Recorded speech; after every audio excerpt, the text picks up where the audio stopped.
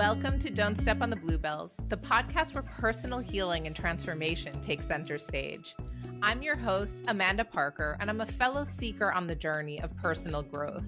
Join me as I delve into the stories of gifted healers, guides, and everyday people who have experienced remarkable transformations.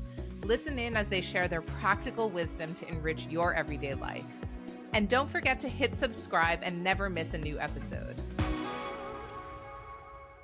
Welcome to today's episode of Don't Step on the Bluebells, where I'm thrilled to welcome Bernardino Bala Machado. Bala is a certified yoga instructor with the International Yoga Alliance, a trained physiotherapist, and a longtime scholar of Eastern spirituality. Bala's rare mastery integrates advanced yoga training, sound healing, physiotherapy, and sociological study of India. I've had the incredible pleasure of getting to know Bala at a retreat over the summer where he was actually acting as a musician and singer, helping to facilitate a beautiful healing ceremony. This is a man who has many traits, many practices and teachings that he brings into all of his students and all the work that he does. And it's an incredible privilege just to listen to the insights and wisdom that he brings to the table, really pulling from this ancient philosophy, Western medicine, and modern practices that help us integrate some of these teachings into our lives today. I can't wait to share this episode with you all. Let's go ahead and dive in. Hello and welcome to today's episode of Don't Step on the Bluebells. I'm here with the incredibly talented Bernardino Machado, who is going to be speaking to us about all things healing with yoga. So I will be calling him Bala since that's how I know him. And I'm really excited just to share just a taste of all of the wisdom and insight that Bala has accumulated. I know him from, yes, his yoga work, but also the incredible healing work that he does through singing, through his voice, working in sacred ceremonies, working with Qigong. So this is a man who wears many hats. I'm really, really grateful that you have agreed to be here today and to share just a piece of yourself with us all. Thank you so much for being here, Bala. Thank you, Amanda, for having me. It's a real pleasure to be here with you and to have this nice talk. Yes, it is incredible. We first met actually earlier this summer. You were supporting to lead and singing using your beautiful instruments, both the guitar and your voice, to guide us through this incredible sacred ceremony. And I really, in that moment, just knew, there was something really special and really powerful about who you are, just who you're being in the world in general. And I also knew there's a lot of layers to this depth and just wisdom that comes through in everything that you do. Well, thank you. I just try to enjoy everything I do. I think that's the thing, no? And to be a little bit present. And these kind of things happens. Sometimes I feel how the things you do just from that space affects other people in different way. And the funny and the ironic part is that when you try to do it on purpose, it doesn't work. You have to be all the time just like enjoying and being relaxed and doing anything you're doing. If you're singing, if you're doing yoga, just being present, and then the magic starts by itself.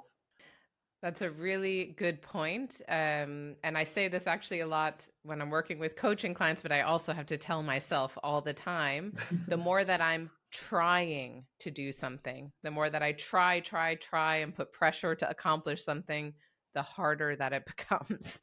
So Exactly. It's amazing to just be present. That's a really amazing reminder to bring us into the conversation of being present here in the moment and seeing what flows from there. Yeah, absolutely. So I would love to hear from you.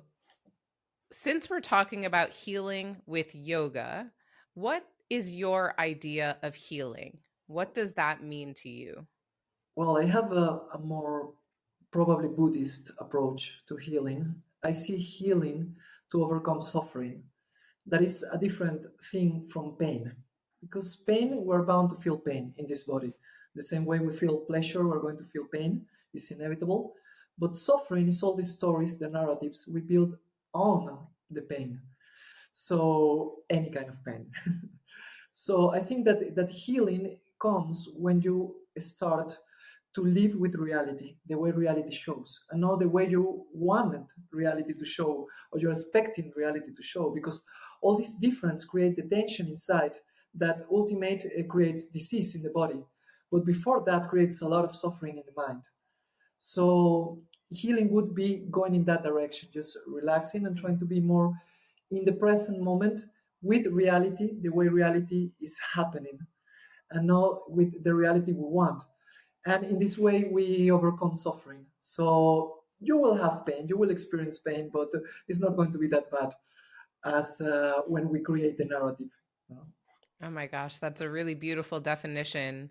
So, healing is really helping us to break free from that suffering that we feel when we have expectations or an assumption of what should be versus what actually is. Yes, and there are many people that were working with this kind of associations between the psychological aspects and physical diseases, like Louise Hay, for example. And she said that, and even the Chinese medicine says that, for example, the sadness storage in the lungs or the anger in the liver. So when we are not aligned with reality, we're having a fight with reality and not accepting whatever is going on, and all these emotions start to build up in the body, and we resist and we create narratives and we hang to the narratives. All these tensions slowly start creating the diseases. So the process of healing is in a way the process of letting go, of surrendering.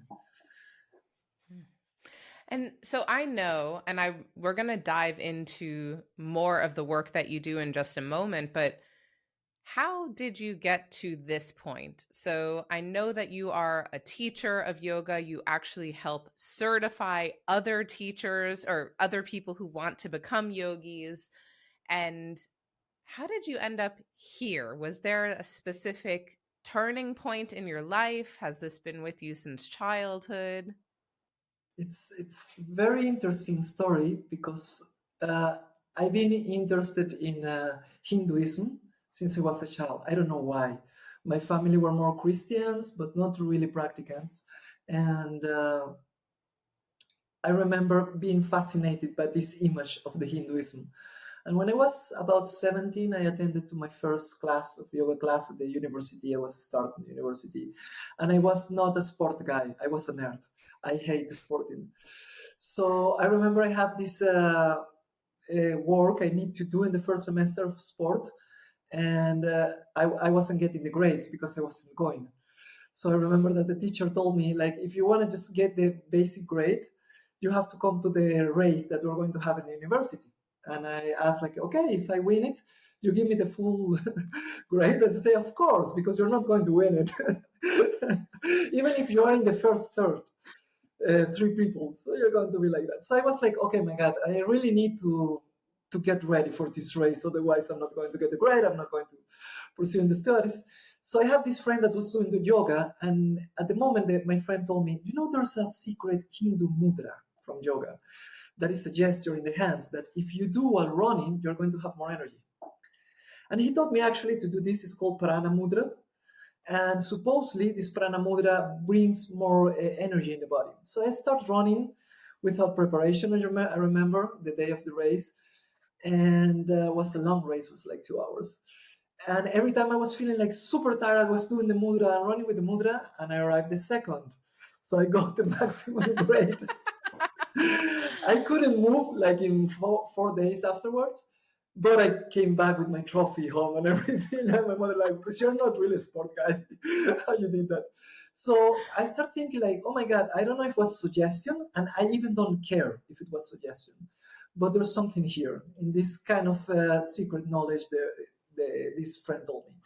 So I was studying sociology at the moment, and I decided to specialize myself in religion sociology, Hinduism specifically, and Buddhism and Jainism, all the Eastern religions.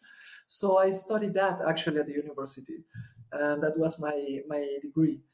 And then years after, I studied physiotherapy. So all my degrees were related to yoga in a way. The moment that yoga came to my life, I was so fascinated, everything I was bringing into the yoga space. That is so funny. So just to make sure, someone might not be that familiar with mudras, could you just explain what that is? The Yeah, mudra? Because, yeah. the word mudra means many things, as the Sanskrit word, but it's a gesture that can be done with any part of the body, even with the whole body. The most famous mudras are the mudras with the hand, probably this one, the chin mudra for meditation. And there are mudras like this is the heart mudra, for example, and it says that helps people when they're having a heart attack. If they do this, they regulate and they have a better outcome when they go to the hospital afterwards. And there are like many stories about different mudras. The mudra I used was this one, the Mm, prana mudra, that is placing the thumbs on top of the annular and ring and a small finger, mm, like this. And yes, like the peace yeah. one. Oh. And we so yes, this is it. How to use them? Well, there are many ways, but you're supposed to hold them and breathe for a specific amount of time, and you can use it while meditating or as I was doing while running, for example. Okay. Okay. I'm going to keep that in mind if I'm ever challenged to a physical activity that I don't really know how to do. Just say, okay, this is going to get me through that. Okay. So it sounds like you had a course that you were studying, you were sort of moving forward, and it was almost quite by luck that you stumbled into this world of like Eastern philosophy. You said it was religious studies, but probably at that time you weren't thinking about it as religion, I'm guessing. No, as the way I'm thinking about it now. Yeah. Mm. Uh, the whole idea of religion is very interesting because it's a mind construct. So this is why there are different religions. It's like the poetry and the love. The love is one. You can express it in different narratives, the way you want. You can say love is sweet, you can say love is painful, and both of them are right. So the same with religion. It's just a mental construct.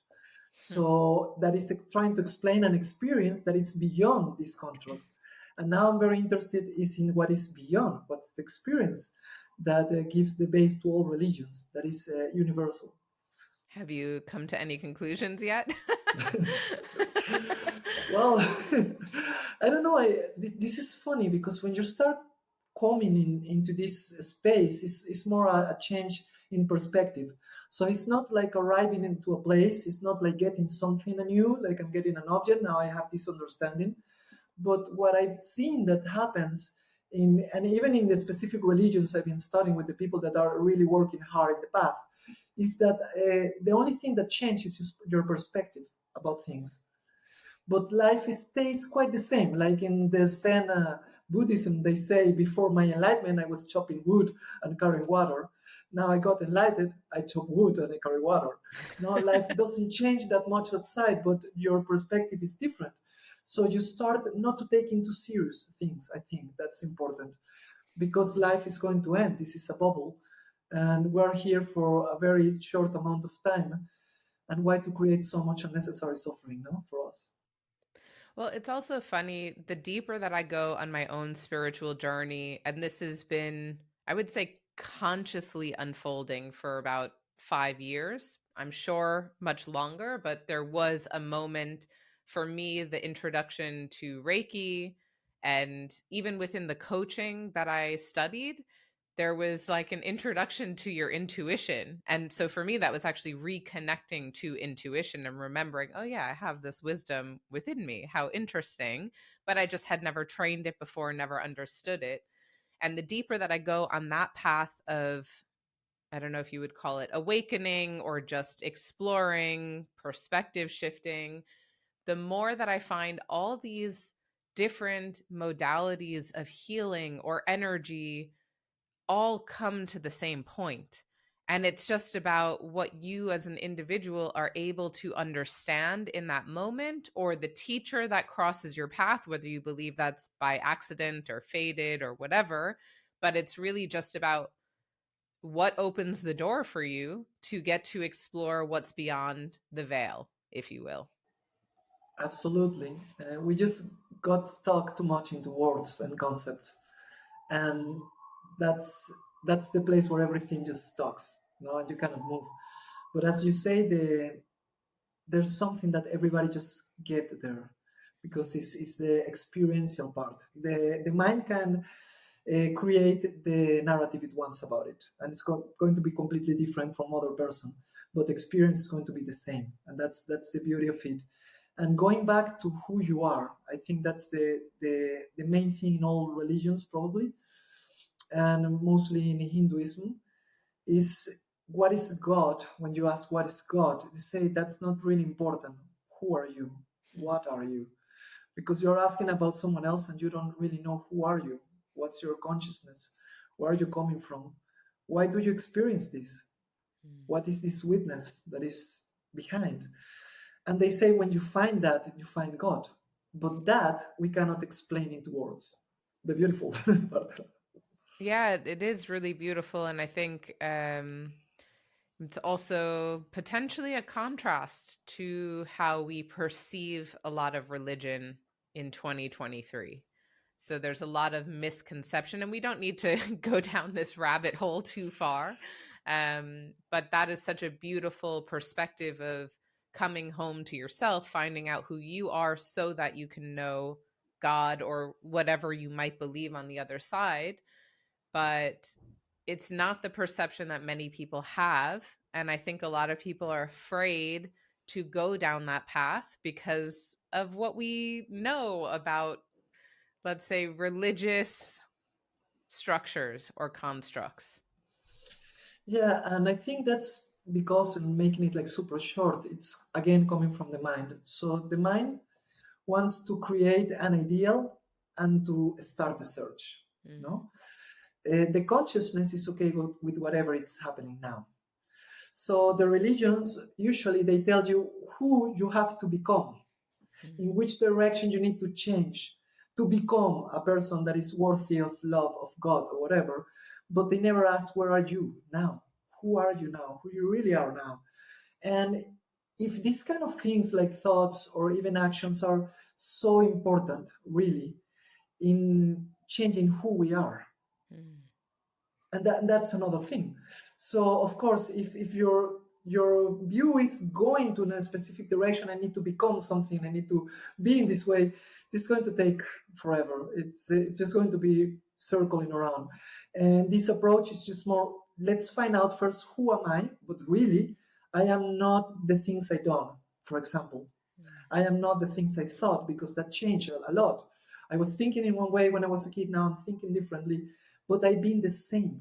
mm, Before I had a name, before I had a mind, I was a baby. I existed. I was just perceiving, there was consciousness perceiving. Who is this? Who am I? And that's the point where we should start going. And that's why in all religions, the people that are really committed, they go away inside, in seclusion. They go into a cave, they go into a monastery because they need to see inside. So it's very clear, but all these, stories we have around makes everything so foggy. But mm. if you really want to go in that direction, you need to go in any religion. That's really beautiful. Thank you for that perspective. I think that actually it feels really soothing to listen to you talk about this, that there's really a comfort in knowing that from going within, you really, that's where your wisdom comes from. That's where the answers come from. And finding a way to get that space for yourself, whether that is going into a monastery or going into the mountains away from people, or finding that, in your everyday life, that you're able to carve out that space for yourself, that you are able to really connect on that deeper level within. Yeah, absolutely. It's perfectly possible because what you're looking for, you're carrying it with you all the time. So no Mm, matter where are you, you're going to be able to connect with that. And it's not possible to everybody to go into seclusion. mm, And I think actually there's a lot of work, spiritual work, that can be done and have to be done in the context of family, in the context of sharing with people, in the context of being in society as well. The thing is, where is my focus? Where I'm targeting, where I'm aiming. When I'm interacting, I'm trying to project an image, I'm trying to give something, or I'm just checking inside. And this is very difficult to do properly because we have all these wounds from childhood about who we are and how we can be worthy of love. So we create this all basic patterns in mind where we start finding love outside, finding love doing a specific things or running away from specific things, and that creates a lot of confusion. And that's, I think that's the actual spiritual work we need to do. It's very linked to the psychological work. And at a certain point, when you start checking in yourself and dealing with your reality and working inside of you, you'll start working with your body, doing yoga or whatever. You will start working with your psyche and seeing all these patterns from childhood. You will start meditating and creating spaces of silence and just connecting and listening. So it's a very more holistic understanding of the path. And that's at the end the ultimate healing we're looking for, to integrate all these shattered pieces all around of us and say, I am all of this. And it's okay. I'm everything. I don't need to be in a specific way or to do specific things to receive love. I am already love for who I am, you know? Mm. But it sounds easy, not easy at all to do it in real life. That sounds like enlightenment to me. Likewise, I feel same. So, was this? I know that you grew up, so you spent your childhood in Venezuela. I know that you're now living in Spain, so you live in Madrid. Was this path? Yeah, I'm really curious. Like, as a kid, was this a very strange path to follow? Were there others around you who were following more of these Eastern traditions? How was that for you when you first started down this path? Well, I just have weird tastes. That's all. I was this kid that was interested in weird things, and that's okay. Kind of mysterious things. I was interested in the behind this reality. What is it? What's beyond that? What is kind of things, ghost and things that kids usually like, you know. And I was like really into that kind of things, the paranormal. And but actually that was just the idea that there's something more, no, something else than the reality that they were presenting to me at school and saying, okay, this is it and this is all you can get. And I say, no way, there have to be something else, you know. And but in the other hand, I was just a regular kid, just the nerdy on the nerdy spectrum. I was more preoccupied of getting the grades and this kind of things, and not really like super partying or anything. I didn't do that in my youth. That's funny. That was different. So, what would you say have been either some of or one of the biggest challenges that you faced to get where you are today? Wow, I think that the main teaching I got, the deepest one, is the continuous or perpetual challenge all the time is surrender to abundance. That means surrenders to the moment, to whatever is going on, and not try to bring it in a specific direction, not try to get a specific result. And I know that this sounds super weird because you say how you can accomplish things in life. And it's more about the Bhagavad Gita is an ancient text of India, very basic to yoga. And they say yours are the actions, but not the results. So when you work in life, do your best, but don't get too attached to the result. If the result is not good, don't feel bad. Don't start hitting yourself and making yourself miserable.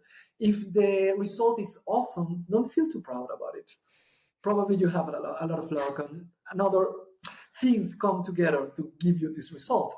So it's more about what are you doing in the moment. So I just go and do my best, whatever I'm doing. If I'm doing the yoga class, we just present and trying to do whatever I feel is the best in the moment and just keeping in that space.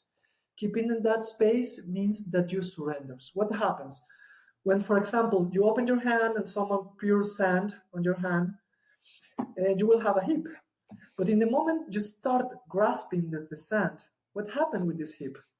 Start disappearing. The harder you grasp, the less sand you have. It's the same in life. When you receive love, say, oh my God, I'm so loved. Now I want more love. Give me more love. Love me more. In this moment you're grasping, the love will fade. And it's with everything, with money, with everything. So it's more like an attitude of trying, and this is so difficult. I'm not there yet. I'm not embodied that yet. But I'm going into that direction of just really being relaxed and present at every moment and understanding that this life is kind of a movie. It's an experience we're having, and we are super lucky to have it because we can live how much 90 years if we're like super lucky. What is that in time? It's less than a spot, no? And even though we have the opportunity to be here, and whatever is going to happen is going to happen, the thing that you can actually change is your perspective about it. And this is, I think, what you do and what psychologists do. You cannot, when someone comes to you looking for help, you cannot really change what happened to this person. If this person have a trauma, you cannot go in the time and relieve a parent or whatever. But you can change the way this person is perceiving that event, the narrative about the event. So every healing and every sickness happens, I think, in the mind because they're related to narratives. In the moment you start changing the narratives and your perception, the emotions that should can be stagnated inside you, this tension of the narrative start flowing, and everything goes to balance. That can be a little bit. I think it's more my perspective now about the process. It's beautiful, and I know, especially in the work I do, I'm often meeting people who really want things to be different. They don't know what to do. Many people don't know what they want. They don't know what they're actually like working towards or what they should be working towards. They just have these stories that they've either grown up with or instilled within themselves about working harder, doing more, putting more pressure, keeping going. And I think what I'm hearing from you is in those moments of what could be a high pressure moment, someone wants to leave their job or they want to start a new business or they, I don't know, want to change things in their life. That's actually the moment to stop trying to have all the answers and figure it out and to just let it go. I mean, I don't know if I'm able to relate this in the right way, but that is a piece of what I'm hearing. Like the tighter that you try to grasp to the knowing and the certainty, the harder it is to connect to a path forward. Yes, it's not really too much about what you do. It's more about from what space you're doing it. You can be doing the most beautiful work in the world and being completely miserable by doing it. Mm. So, and I saw this so many times with so many clients, yoga clients that comes. They have a lot of money, some of them, and they don't have the regular problems that people have, but they have different ones. So I can see how the mind is all the time seeing, okay, what is not working here? So I'm going to focus all my attention here. And usually, when you check, 90% of the worries you have in a day never come to existence. And that's a fact. So we decide to place our main focus of attention in something that is harmful for us and probably will not happen ever. Why? So Mm. it's more about that. And you just do whatever you need to do because, for example, like I'm maybe not happy in the place I'm living. So I work to get a new place. And that's good. And I start moving and I start to check in different places and what I can afford, what I cannot afford. But I don't go completely into this narrative why me, why I'm living in this miserable place, why it's so difficult to find a new place. It's all these things around that are the suffering. The pain is just, okay, I'm not happy here, I need to move. So it's more about the perspective again. We are never going to be in a perfect place. The world has never been at any point completely happy. There's no point in history where there were no thieves, no rapes, no assassinations, no corruption. You go to Jesus? Come on. Actually, in many ways, we're better now than ever in history. Mm. At least, well, we're still killing each other for stupid things, but at least we're kind of trying to stop it. That didn't happen before. So understanding that reality is not going to be always, no, actually we can be sure that reality is not going to be the way we want it. Even for Steve Jobs, come on, it wasn't the way he wanted. So just pick someone. So if we're not able to have the things outside set in the way we want, but we can set inside how we relate to that, that is really worthy of doing it. And this is the work of yoga, because when you find the definition of yoga in the ancient text, that is the Yoga Sutras of Patanjali. Yoga's chitta vritti nirodha in Sanskrit means yoga is the dissolving of the patterns of the movements of the mind. Chitta vritti means the movements of the mind, like the movements of the moon, but the word vritti have to do as well with patterns, with complex patterns. So chitta vritti is going to be the patterns of movement of the mind. So getting rid of that, even temporarily, and just being in a space of feeling and just being present and not running to any place, but just being here, that is what yoga is. And then probably 1000 years after, no, 800 years after the first hatha yoga text, uh, yogis start developing a physical system that is the yoga that we do know now. If you're asking, okay, if yoga is something very mental, more like meditation, stopping the mind, why we do poses?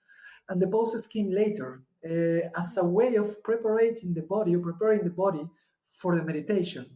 And for example, in the Hatha Yoga Pradipika is one of the first yoga texts, very important. It says, I'm going to show you these mudras and breathing and poses as a way of preparing yourself so you're going to be able to go into meditation. And that's what we're doing now in different ways. We are now in psychology, we're now in personal work, trying to deal with the somatic trauma in our body. All this storage of trauma in our body that creates this reaction that are really physical when we're in different situations in life. And with yoga, they were actually dealing with that. And now we can do it. And this is what we're using yoga and why yoga helps in that way. Because yoga stimulate, depending the yoga style you do and the intention and the way you structure the class, you can actually generate a very vagus response, very interesting vagal response, and a parasympathetic response, and start regulating the nervous system. You can bring up ancient emotional impression storage in the body, and that happens a lot in yoga. People are doing a pose and then they start crying. Say, why are you crying? I don't know, I just feel like crying. Sometimes you're doing yoga and you feel a lot of anger, and you say, oh my god, I'm hating this class, I'm hating the teacher, and I what. But it's not related to what's going on. It's just this was storage in the body and it's coming out. It was a storage probably in the fascia, and that's something that we discovered a couple of decades ago in physiotherapy, that we can actually storage memories, emotional memories, all around the body in the fascia. So when you have a trauma, when you have a very difficult or challenging situation, there's a part of your body that's going to record that and keep it there. And this is the things where we need to get rid in order to regulate our nervous system and can be more relaxed, as we were talking from the beginning, and change of our perspective of life. Because we cannot have a relaxed perspective if we're feeling anxiety inside, or if we're feeling anger, or if we're feeling fear. This emotion is going to color our perspective about life. Absolutely. So the somatic way of working with that is yoga. But you can work with, for example, vibration, and that's music, and that was related to yoga. There's called the Gandharva Vedas. It's the part in the Vedic religion that use the music as a tool for healing. So of course we can use music, and also, of course, we're going to use meditation and breathing patterns and breathing exercises like pranayama. And there's so much that has been studied now about that, like Wim Hof method or the Hoverman Lab. I don't know if you heard the work he's doing about how the breath affects the nervous system in a very good way and a very quick way actually to regulate. So there's a lot of studies going on now about all these ancient techniques, and it's so beautiful. And we can just relax and see, okay, we're discovering this about this. They already knew it. How we can do it better now in this moment. So beautiful, this wisdom that you have. And one piece that stands out, I mean, a lot of things stand out, but one thing in particular that I'm wondering, so if someone is experiencing pain or suffering that they can't explain, is it possible to work through it physically? So is it possible without having to go into the experience or the mental or the conversation or anything that they could do certain poses or things like that that would really help alleviate and release that experience from within their body? Absolutely. And again, the focus, the most important part is the attention. Let me explain. The poses, what they're going to do is to uh, make more evident the tensions in specific parts of the body. They're going to bring it up. So when you grab your feet and you go down, you're stretching your back, and all the tensions that are stored there that you didn't feel before the class, now they're come to surface. So when you're stretching, you feel that, oh my God, this is so tight. Why am I having this? I didn't know I had this here. So when this comes to the surface, the real work is not the pose, it's not the yoga, it's bringing the tension there and breathing. You start breathing and just hearing that part, because that part is trying to tell you something. It's making a tantrum, that part of the body. And what we do usually is we start to think about why this part of the body is making a tantrum, forget and neglect that part of the body or that sensation, and stay in the narrative. And yes, this is happening because my work, and I have this, my work, or with this person, or with the other person, and you're just feeling anxiety.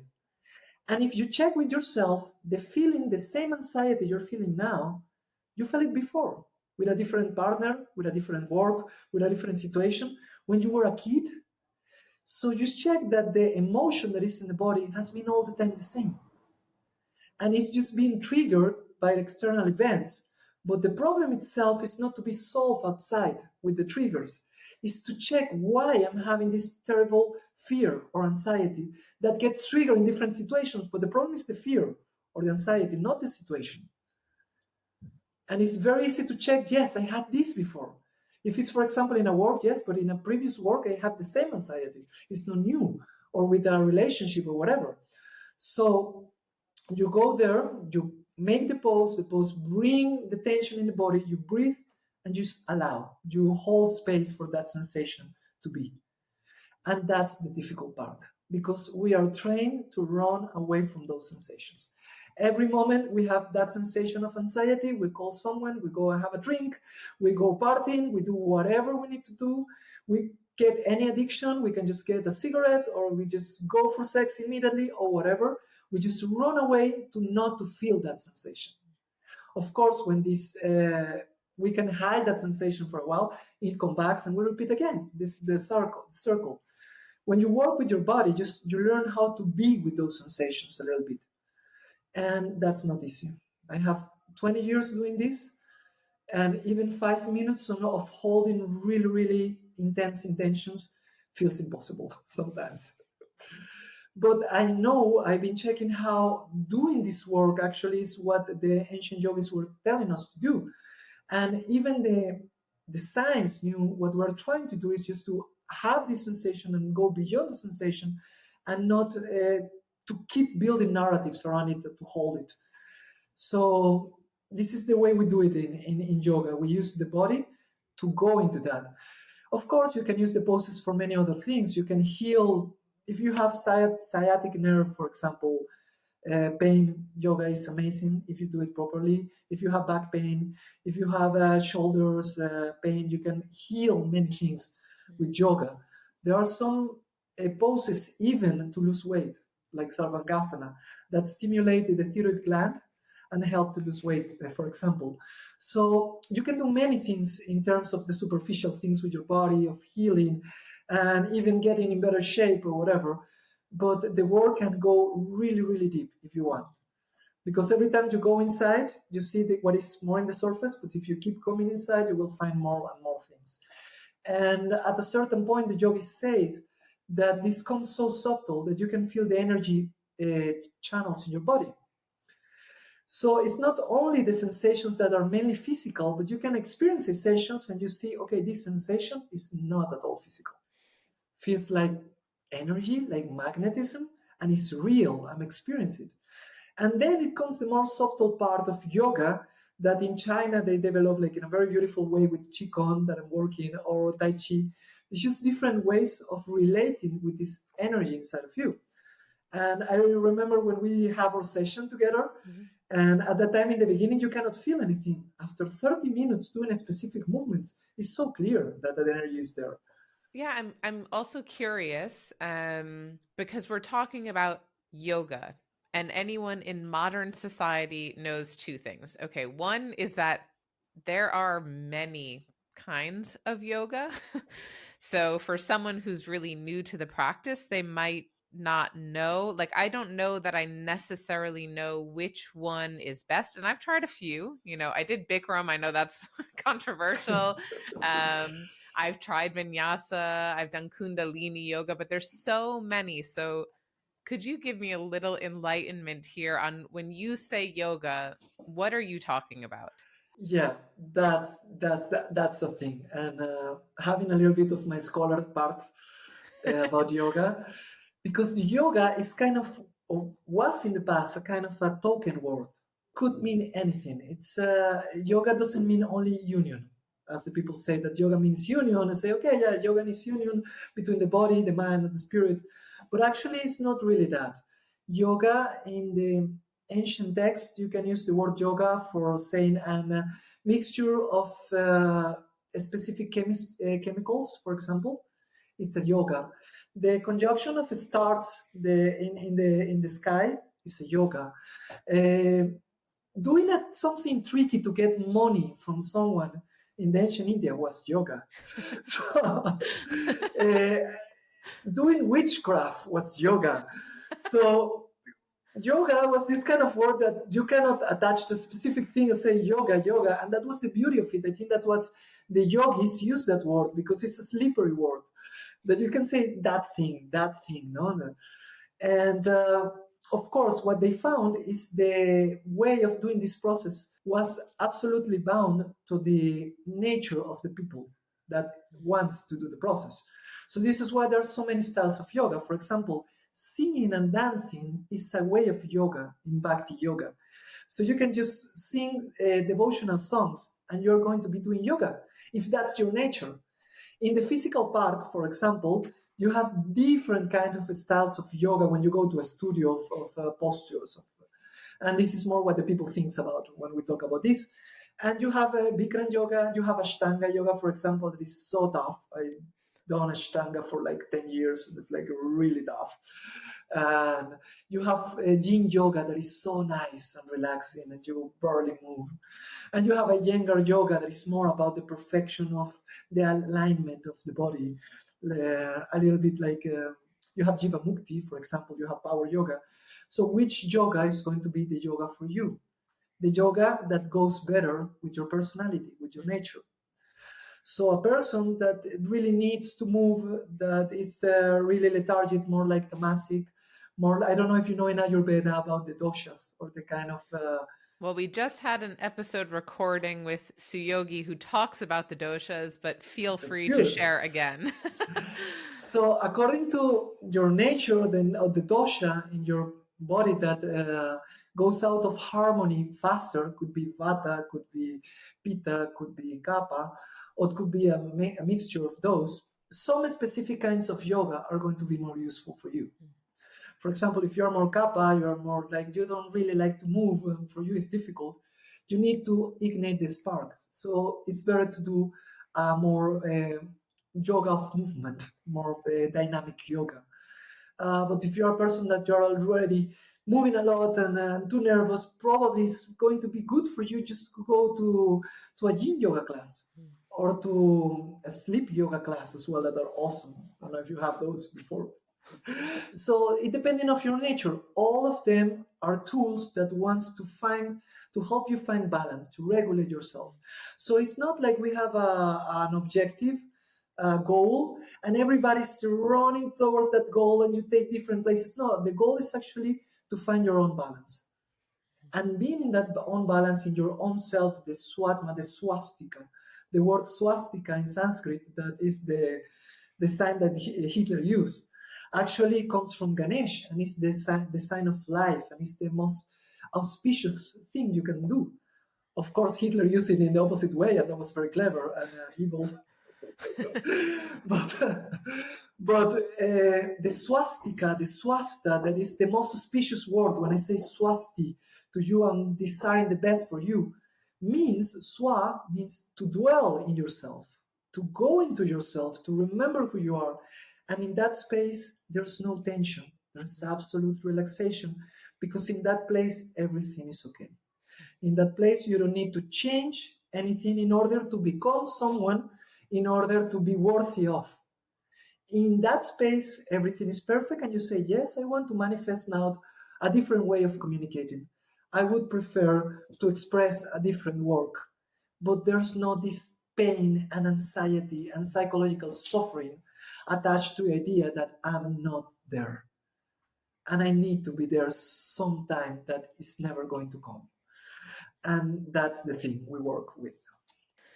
So that's really fascinating because you often hear people who love what they do. And the reality is that you just need to find what's going to give the balance of how you normally are in the world. So it's an opportunity to find almost that counterbalance. So I'm someone who tends to have a lot of high energy. I do spin classes, things like this for exercise. So I'm continuously feeding that energy source. Sounds like maybe yin yoga would be a really good way forward to also balance out that energy. And you have to hear yourself as well, because it's not super exact science, you know. Yeah. Sometimes you are for example, if you're a very nervous person and you have an override of energy already, you go to an ashtanga class and then you relax absolutely. This is kind of the way of the nervous systems. This is one approach to the nervous system. For example, if I want to relax a muscle, we know that the deepest relaxation comes after the deepest contraction. So if I want to relax, I really contract all the muscles and contract, and then relax, and it's going to come the deepest relaxation. So that's a way. It's not a set in stone. Sometimes you will say, okay, I know I need to calm down, but the way for me today to calm down is go in a crazy yoga class. and give it all and sweat a lot. And that's the way I'm going to regulate. That's the way I feel I need to regulate. Sometimes you're just stuck in the mind and and you say, no, I really need to stop now. It's the opposite. I want to go to a gym class and I want to become a child and someone take care of me. I'm just going to be there, lying down, and that's healing. So you really need to learn that nobody can, even if they want to, nobody can know completely what's going on inside of you and take responsibility for you. These things we are going all around trying to find one person that's going to tell us exactly what you need to go, what you need to do, where you need to go. It's not really going to happen because nobody can know that. It's just impossible. Nobody have lived the same life you have, and that changed a lot, even the language and the meaning of the words you use. So you're going to be impaired even talking to that person, because the meanings of the words you use in the exchange have different charges. For me, yoga, I know, means something completely different from other people that practice yoga, or for you that are here. So that's with everything. So it's more like starting to trust yourself and find help. Of course, we all need. It's so useful to find help outside, to find a good coach, to find a good teacher, a yoga teacher, to go to someone that actually can hold the space for us to do this process. The thing that is not realistic is to try to find someone that is going to tell us exactly what to do. But it's so important to have this safe container for the process. If we don't have it, if we're on our own in the beginning, we're going to lose so much time and we're going to create a lot of unnecessary suffering. Oh boy. Yes, I know that one. So, knowing that yoga is incredibly healing, have you had experiences, maybe your own or something you've seen with a student or in class, of really remarkable healing or transformation as a result of yoga? Yes, I so many things. I saw people curing themselves from cancer, for example. Mm. I had a student that had like a really bad hernia in the cervical area. When they called me to give her class, because she know I was a physiotherapist, so it was like, okay, you're going to be able to know what to do. When I saw the image, I was like, oh my god, what I'm going to do with this person? They have a hernia that was pressing the nerves, and there was no space in the channel. It was like really a mess, awful. And 1 year after, she was doing headstand. And now she's just perfect. She have a normal life. And of course, it wasn't easy. The process was very, try to change things and try to even deal with the fear of pain, because we need to go into pain and listen to pain when we're healing. For example, in most of the physical disease I've seen, we have this fear of movement when you have pain, because it hurts, I don't want to move it. And because you don't move it, actually it goes worse.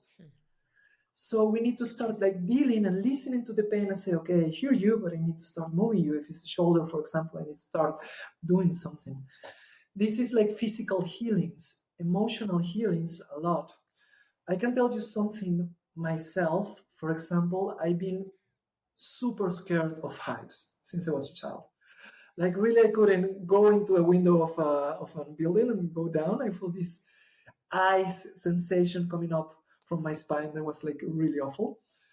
And when I started doing like serious yoga in Greece, when I started having my first TTC, teacher training and learning, I remember at a certain point I was in Greece and I was doing these poses to uh, face the fear. For example, the Bakasana, the crown pose, where you place your hands on the floor and your knees on the back of the arms and you lean forward and you try to stay in the air. This is one of the poses to bring fears out, for example, or going back in drawback to bridges pose. I was doing these kind of things and I noticed that one day I was in a rock where people were like jumping to the sea, very high rock. I said, actually, I can do this. And I jumped. And then I went to bungee jumping in India. And then last year I went to paragliding. And of course, I still feel the fear. It's not that I'm not going to tell you like when I was paragliding, I was like, yeah, I don't feel anything. I'm so happy. But it's not paralyzing as before. Actually, it's kind of vigorizing. I remember I was in the paraglide, and the guy that was with me, he said, okay, take now and drive yourself. I say, no, no way, I don't want to do this. I said, come on. And actually, I did it.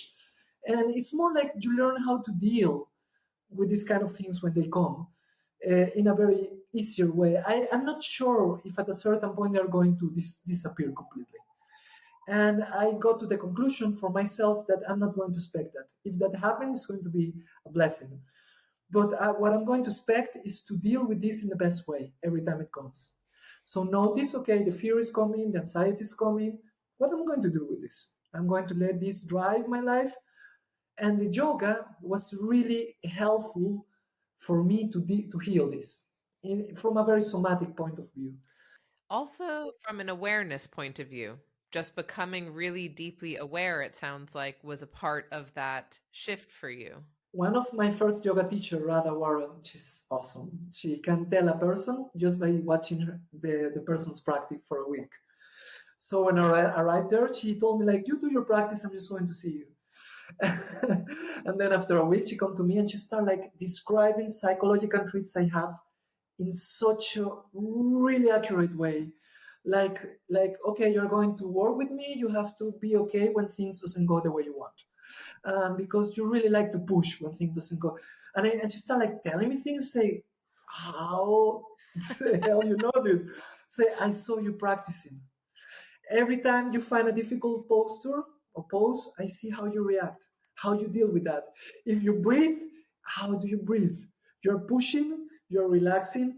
I saw you when you were tired in this week, how you come to the space of the practice. I saw you when you were energetic. So the practice actually shows you many things about yourself. Mm. And when you learn, when you're in a position and you feel a lot of pain or anxiety and this is difficult and you need just to breathe and stay there, and you manage to do that, and you do it for a week and then you accomplish the pose, and when you can do the pose and then next week you cannot again, Hmm. and you get super frustrated because you cannot. If you go to this process, then you go to the bank and it's closed, and you're going to don't have a bad day for that, because you're training yourself to deal with uncomfortable feelings in the practice of yoga, and then you try to bring this to all the space in life. Is easy? No. But we need to do it. It's like I have a student that is asking me all the time, when is this going to end? Because I have this a lot of crying last year, and then I feel like I'm just a better person, and now I'm crying a lot again. when this is going to end. If this is something that is storage, when it's going to be out completely. And I say, I don't know. I hate to brush my teeth every day as well, but I need to do it. I hate to take a bath, to shower every day, but I need to do it. I need to take care of this. I need to clean myself. I cannot have a very nice shower and say, why I need to shower again next week. So with our emotional and psychological part and with our spiritual being as well, this is needed. Continuity. We need to keep working on that. It's not a matter of goal-oriented mind. It's more a matter of changing perspective and living in a different way. This is incredible. And I still have so many more questions, but I also want to honor that you have shared really so much wisdom. This feels actually like a masterclass in what actually yoga is and what's possible with it. So I'd love to hear from you. What are the different ways that you actually work with people? Are you teaching classes? Are you working one-on-one? What does that look like in your own practice? Well, now I'm mostly working one-on-one sessions or with private groups. So I have people that have a couple of friends or families that just come together and ask me for a session. I'm living in Madrid, so I can have a presential sessions like in person, but more than 60% of my classes now are online. Yeah. So if anybody is feeling like they want to have a session, a yoga session, if they have any injury, physical injury, we can work with that because I'm physiotherapist as well, and we can try to change the perspective, as we're saying, and not seeing the body just like a machine, but understanding that it's reacting to our emotions and our thoughts, and doing this kind of work of understanding ourselves a little bit better. So I do online sessions. You can find me in Instagram as Om Bala Bala Yoga. Om Bala Yoga. It's very simple. And just send me a message there, and we can be in touch and planify a session. And as well, what I'm doing now that is super interesting and it's really exciting for me, I'm using the knowledge of my sociologist background, and I'm organizing travels to India every year. So I'm bringing people to India, and we go to India and we find and we learn about the religion and we learn about the philosophy in the place, and we learn all the secrets that usually tourists don't know. For example, I'm going to give you just a small piece. The Taj Mahal, the traditional story is that was built by Sahayan to his wife Mumtaz, he loved so much, and she died, and in the middle of the process, and it turned into a kind of a tomb. But that's not true. Actually, the Taj Mahal existed way before Shahjahan. There's registers of his grandfather, that was Akbar, the emperor, talking about the Taj Mahal. So the Taj Mahal originally apparently was a Hindu temple. And Shahjahan, that was a Muslim, he started to destroy everything that was Hindu around, and he didn't destroy the Taj Mahal, but he changed it. He destroyed some things, and this is why the Taj Mahal is not facing to the Mecca. That is unthinkable if you are Muslim. And this is why the Taj Mahal is near to a river, where the Muslims usually don't bury their dead next to a river. It's more Hindu thing, no? And there's a lot of evidence about that. And even there was a suit in the High Court of India about this subject, and was like very delicate and was like covered by the media. You can find it because that could create a civil war in India, for example, if this comes out. So there's a lot of stories about things that happen, not only historical, but the yogis. We love, for example, this time we're going to the caves where the yogis used to meditate. And we're going to caves that actually have real yogis meditating. We have to hike in the Himalayas. And we're going to do that. There's a cave we're going this year that is called the Jesus Cave, because the Indian tradition say that Jesus, in those lost years, he went to India and meditated there. And they have the papers, the registers about this guy that came from Jerusalem that was called Joshua, that became a really, really great yogi. He went back, and then he came back to India and he was crucified. But he stopped his heart the way he learned, and he survived. And he came back to India. And when some people read that, they say, "Oh my God, this is very similar to this story of Jesus, no? So it might be the same Jesus they're talking about. Of course, we don't know, but this is the story, and we're going to that specific cave. We're going to different place. We're going to have a dip in the Ganges, but in the Himalayas, in a clean spot. We're actually safe to do it. We're going to temples that people usually never go, that have a lot of energy and a lot of power. There are places, for example, that we're going. There's a place where Indian tradition says that every afternoon, every night, Krishna appears there. Mm. So after 6 p.m., they kick everybody out and they close the doors. And they say that the people that actually try to go inside this space and saw Krishna go blind. And they have stories of people that say, yes, I went inside, it's real.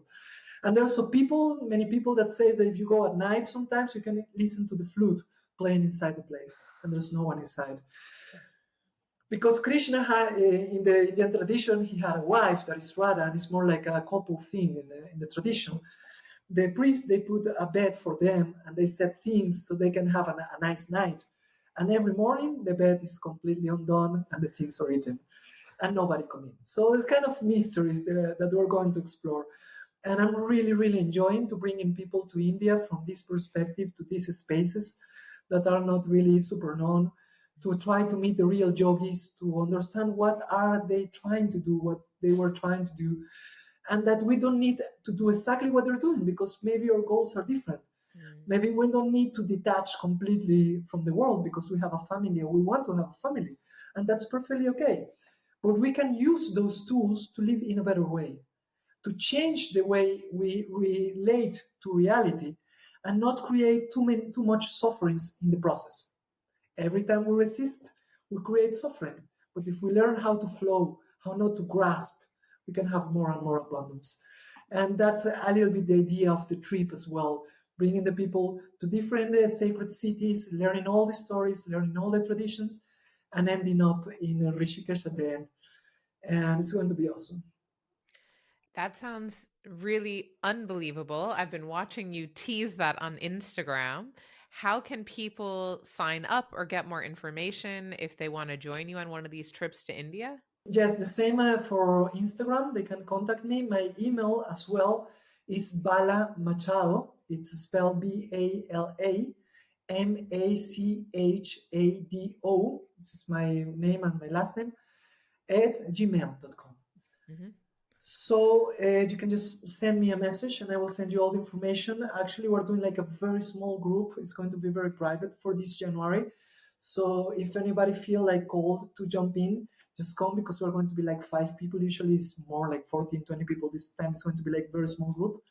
So just send me a message, and it's going to be quite cheap this time as well. Quite affordable, the trip. So we're going to be staying in good hotels, between 3 and 4 stars for sure, but we're trying to do something like super cozy this time, very special. And we're like inviting some people that are cold, and we have the feeling that the universe is going to make us in touch with the people that really going to use this in a good way. I have a feeling you're going to have a few calls and emails in short order. It sounds really like a magical experience. One other question that I want to ask, if people are maybe new to a lot of the information that you shared, so not just about yoga, but about really that history and philosophy, and maybe they want to get started on their own or even learn how they can go deeper, are there any like resources or books or teachers that have been particularly important for you on your journey? Yes, I think the as introduction, I think a beautiful introduction for yoga is the autobiography of a yogi by Paramahansa Yogananda. It's said that was Steve Jobs' favorite book, no? And George Harrison, the Beatle, was traveling all the time with many copies and was giving the copies away all the time. And was because of that book, I think, that the Western start to really get interested in the Eastern philosophy. So this is one book I would recommend for a person that is like a total beginner, just to have stories about yoga, not really the contents of yoga, but more stories like an introduction about yoga.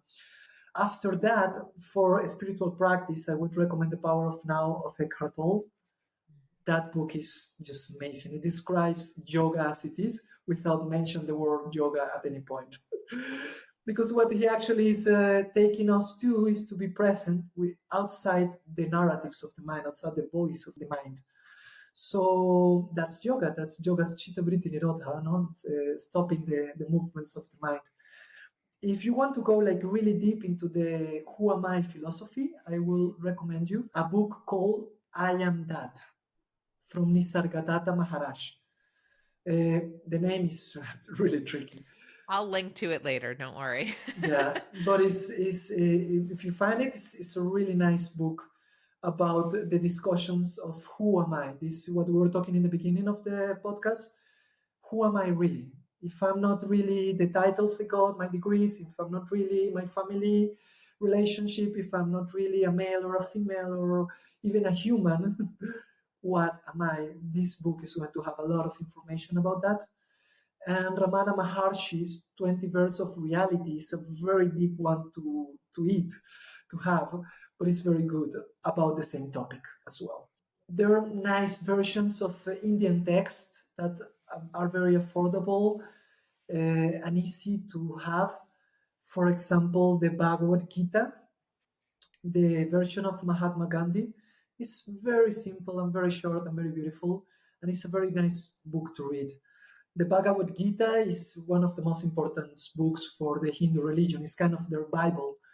It's not going to be accurate to say it's their Bible because they have so many texts, but this is one of the core ones. And it's the conversation that Krishna, that is God, is having with a warrior in the middle of a battlefield. And of course, everything is metaphoric. The battlefield is the battlefield of the world, and the tendencies, the habits, and they're having all these conversations about.